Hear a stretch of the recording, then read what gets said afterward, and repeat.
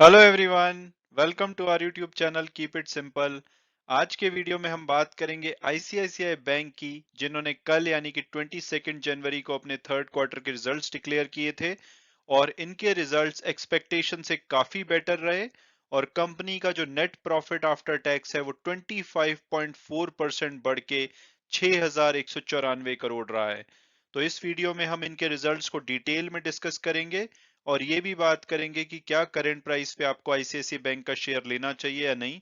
और आगे बढ़ने से पहले अगर आपने अभी तक चैनल को सब्सक्राइब नहीं किया तो प्लीज सब्सक्राइब करके हमें मोटिवेट कीजिए। तो सबसे पहले अगर हम इनके थर्ड क्वार्टर के रिजल्ट्स की हाइलाइट्स को देखें तो कंपनी का जो ऑपरेटिंग प्रॉफिट है यानी कि प्रोविजन और टैक्सेस से पहले का प्रॉफिट वो 10,060 करोड़ रहा है और ये पिछले साल के मुकाबले 24.9% बढ़ा है। और अगर डिपॉजिट की बात की जाए तो टोटल डिपॉजिट पिछले साल के मुकाबले 16.4% बढ़े हैं।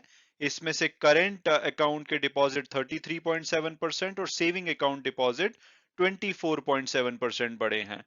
और अगर कंपनी की लोन ग्रोथ की बात की जाए तो डोमेस्टिक लोन्स 17.9% बढ़े हैं पिछले साल के मुकाबले, retail loans 18.6%, business banking loans 38.5% बढ़े हैं और एसएमई पोर्टफोलियो इनका 34.2% और डोमेस्टिक कॉर्पोरेट पोर्टफोलियो 12.5% बढ़ा है। तो यानी कि सभी प्रकार के लोन्स में अच्छी खासी वृद्धि देखी गई है। और अगर असेट क्वालिटी की बात की जाए तो नेट जो नॉन परफॉर्मिंग असेट है वो 10% से डिक्लाइन हुए हैं और अब ये 73,444 यानी कि 7,344 करोड़ के इनके नेट नॉन परफॉर्मिंग असेट्स हैं। और अगर रेशो की बात की जाए वो भी 0.99% से घट के 0.85% हो गया है। इसके अलावा कंपनी के जो ओवरऑल ग्रॉस एनपीए हैं वो 191 करोड़ से घटे हैं, जबकि पिछले क्वार्टर में वो 96 करोड़ से बढ़े थे।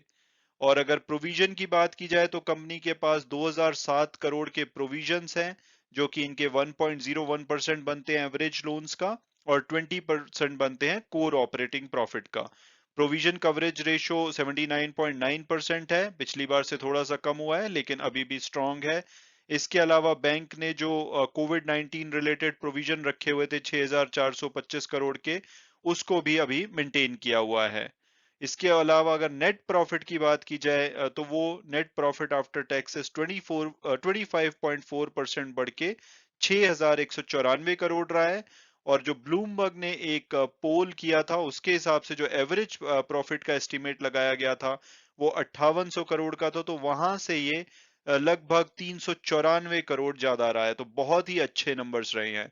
इसके अलावा कंपनी की जो कैपिटल एडिक्वेसी रेशो है, common equity tier one ratio, वो 17.64% रही है।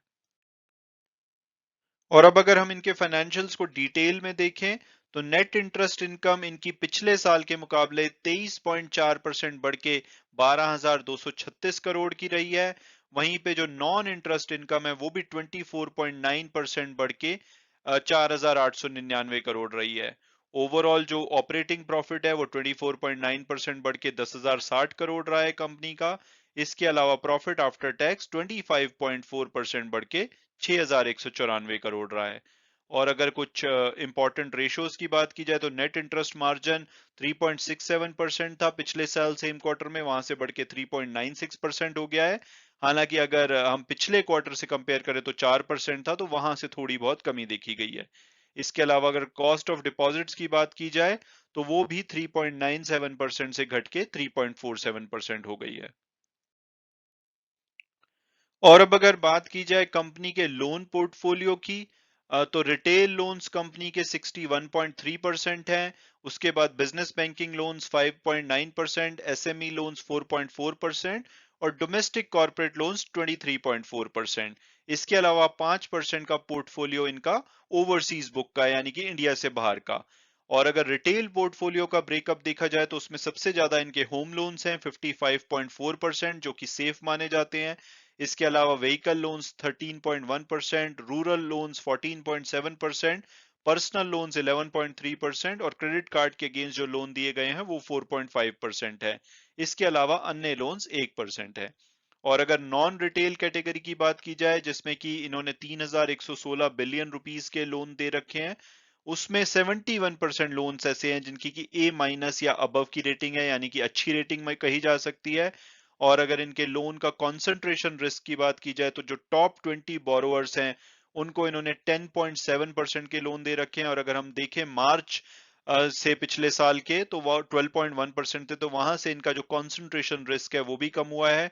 और वहीं अगर टॉप 10 की बात की जाए तो वो भी 11.6% था मार्च 2021 में, वहां से घट के अब 10.9% रह गया है।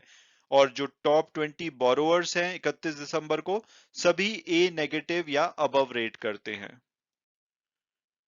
और अब अगर बैंक की डिपॉजिट साइड को देखा जाए तो बैंक की जो करंट अकाउंट और सेविंग अकाउंट है वो ओवरऑल इनके डिपॉजिट का 47.2% है। ये एक लो कॉस्ट ऑफ फंड्स माने जाते हैं, तो जितना ज्यादा हो उतना ही अच्छा है, तो ये बहुत ही अच्छे लेवल पे है। इसके अलावा इसमें जो ग्रोथ है वो 21.6% की देखी गई है पिछले साल के मुकाबले। करंट अकाउंट देखें तो 25.1% बढ़े हैं पिछले साल के मुकाबले, वहीं सेविंग अकाउंट 20.1% बढ़े हैं। और अगर टर्म डिपॉजिट की बात की जाए, यानी कि जो फिक्स डिपॉजिट्स होते हैं, वो 12.1% बढ़ के अब ओवरऑल पोर्टफोलियो का 52.8% है। इसके अलावा अगर एवरेज कासा रेशो की बात की जाए, यानी कि दिसंबर वाले क्वार्टर में ये 44.9% रही है और एंड में ये 47.2% रही है। और अगर हम इनकी कैपिटल रेशो की बात करें तो टोटल कैपिटल एडिक्वेसी रेशो 17.91% है, जिसमें से कि टीयर वन 16.93% और सीईटी वन 15.77% है। हालांकि ये सितंबर के मुकाबले सभी रेशोज में थोड़ी सी कमी देखी गई है, लेकिन फिर भी जितनी रेगुलेटरी रिक्वायरमेंट है, जैसे कि CET ratio 8.2%, tier one ratio 9.7% और total capital adequacy ratio of 11.7% required है, उससे ये काफी अच्छे लेवल पे अभी भी अवेलेबल है। और अब अगर बात की जाए असेट क्वालिटी की, तो ग्रॉस एनपीए पिछले साल के मुकाबले कम हुए हैं, 37,053 करोड़ के रह गए हैं। इसके अलावा नेट एनपीए की बात की जाए तो वो भी पिछले साल के से कम होकर 7,344 करोड़ के रह गए हैं। और अगर रेशो की बात की जाए तो ग्रॉस एनपीए रेशो जो कि 5.42% थी पिछले साल सेम क्वार्टर में, 4.82% सितंबर में, जो कि घट के अब 4.13% रह गई है। और वहीं नेट एनपीए रेशो भी पिछले क्वार्टर के मुकाबले 0.99% थी, जो कि अब घट के 0.85% हो गई है। तो ओवरऑल असेट क्वालिटी भी बैंक की काफी अच्छे से इंप्रूव हुई है। इसके अलावा अगर हम बैंक की जो सब्सिडरीज और एसोसिएट्स हैं उनकी भी परफॉर्मेंस काफी अच्छी रही है, जैसे कि आईसीआईसीआई प्रूडेंशियल लाइफ इंश्योरेंस का जो प्रॉफिट है वो 306 करोड़ से बढ़ के 311 करोड़ हो गया है। आईसीआईसीआई लोम्बार्ड का 314 करोड़ से बढ़ के 318 करोड़। इसके अलावा आईसीआईसीआई प्रूडेंशियल असेट मैनेजमेंट का प्रॉफिट थोड़ा सा कम हुआ है, लेकिन आईसीआईसीआई सिक्योरिटी का प्रॉफिट काफी अच्छे से बढ़ा है। इस तरह से इनकी जो भी सब्सिडरी और एसोसिएट कंपनीज हैं उन्होंने भी अच्छा परफॉर्म किया है। और अगर कंसोलिडेटेड बेसिस पे देखें तो इनका प्रॉफिट पिछले साल के मुकाबले 18.9% बढ़ के 6,536 करोड़ रहा है। और अब अगर बात की जाए कि क्या करंट प्राइस पे हमें आईसीआईसीआई बैंक का शेयर लेना चाहिए या नहीं, तो सबसे पहले अगर हम इनके रिजल्ट को समराइज करें तो रिजल्ट फैंटास्टिक रहे हैं। चाहे वो प्रॉफिटेबिलिटी की टर्म्स में हो या असेट क्वालिटी में, बैंक ने बहुत ही अच्छा किया है। तो आइडियली मंडे को इनका जो शेयर है पॉजिटिवली रिएक्ट करना चाहिए, लेकिन हमने देखा कि कुछ कंपनीज के रिजल्ट अच्छे थे फिर भी उन्होंने अच्छा परफॉर्म नहीं किया, क्योंकि ग्लोबल क्यूज थोड़े से खराब चल रहे हैं। तो हो सकता है कि ये नेगेटिवली रिएक्ट करे शॉर्ट टर्म में, बट मीडियम टर्म में ये डेफिनेटली दोबारा से परफॉर्म करेगा। और अगर कोई भी करेक्शन आती है तो मुझे लगता है कि मेरी पर्सनल ओपिनियन में इस शेयर में डेफिनेटली आपको पोजीशन बनानी चाहिए लॉन्ग टर्म पर्सपेक्टिव के लिए। और अगर हम इसमें पास्ट परफॉर्मेंस देखें तो पिछले 3 साल में इन्होंने 116% की रिटर्न दी है, पिछले एक साल में 45% से ज्यादा की रिटर्न है। हालांकि पिछले एक वीक में इनका शेयर लगभग 2% गिरा है, लेकिन उससे पहले अगर हम देखें तो इसने लगातार बहुत ही अच्छी परफॉर्मेंस दी है। और अगर ब्रोकरेज हाउस रिपोर्ट्स की बात करें तो पिछले वीक मोतीलाल ओसवाल ने इसका टारगेट 1100 का दिया था। और अगर हम टिकर टेप के प्रिडिक्टिव एनालिसिस को देखें तो इसका एवरेज टारगेट प्राइस 900 रुपए आता है, हायर साइड पे 1070, लोअर साइड पे 660 के आसपास। जो फ्राइडे को क्लोजिंग हुई है वो 805 रुपए के आसपास हुई है, तो हम ये कह सकते हैं कि अभी अपने एवरेज टारगेट प्राइस से नीचे पे अवेलेबल है, यानी कि प्राइसिंग अट्रैक्टिव है। और अगर हम इसके फंडामेंटल और पीयर्स एनालिसिस को देखें तो इसका जो मार्केट कैपिटलाइजेशन है 5,58,000 करोड़ से ज्यादा है, यानी कि एक लार्ज कैप बैंक है। इसके अलावा वैल्यूएशन अगर देखा जाए तो इसका वैल्यूएशन थोड़ा सा ऑन द हाई साइड लगता है एचडीएफसी बैंक और एक्सिस बैंक या इंडसइंड बैंक के मुकाबले में, लेकिन आपको देखना होगा कि इसके शेयर ने 45% परफॉर्म किया है पिछले साल में, और जबकि दूसरे बैंक का बहुत ही ज्यादा खराब परफॉर्मेंस दी है उन्होंने पिछले एक साल में। तो ये एक्सेप्शन रहा है, और इसने जो जगह एचडीएफसी बैंक को हासिल होती थी, वो इन्वेस्टर का फेवरेट होता था, वो जगह इसने आईसीआईसीआई बैंक ने इस साल में एचडीएफसी बैंक से छीनी है, क्योंकि एचडीएफसी बैंक में कुछ इश्यूज थे, उनके कुछ इंटरनल थे, कुछ फॉरेन इंस्टीट्यूशनल इन्वेस्टर की वजह से। तो उन्होंने बिल्कुल भी परफॉर्म नहीं किया है पिछले एक साल में, लेकिन आईसीआईसीआई बैंक ने वो मुकाम हासिल किया है जो कि एचडीएफसी बैंक को हासिल था इससे पहले। तो इसलिए जो इनका वैल्यूएशन है अभी भी अट्रैक्टिव लगता है, कितना शेयर भागने के बाद भी इनका वैल्यूएशन बहुत ज्यादा नहीं लगता है। तो आप इसमें डेफिनेटली करंट प्राइस पे भी और किसी भी करेक्शन पे पोजीशन बना सकते हैं। इसके अलावा रिटर्न ऑन इक्विटी बहुत ही बढ़िया है, 12% की।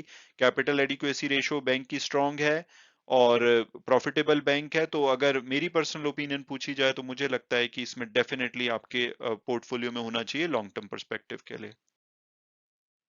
हालांकि वीडियो क्लोज करने से पहले मैं हमेशा की तरह डिस्क्लेमर दूंगा कि जो भी व्यूज हैं वो मेरे पर्सनल हैं। अगर आप इसमें इन्वेस्ट करना चाहते हैं तो अपने फाइनेंशियल एडवाइजर से बात कीजिए, उसके बाद अगर आप कंफर्टेबल फील करते हैं तभी आप इसमें इन्वेस्ट कीजिए। Thanks so much for watching the video, and God bless you all.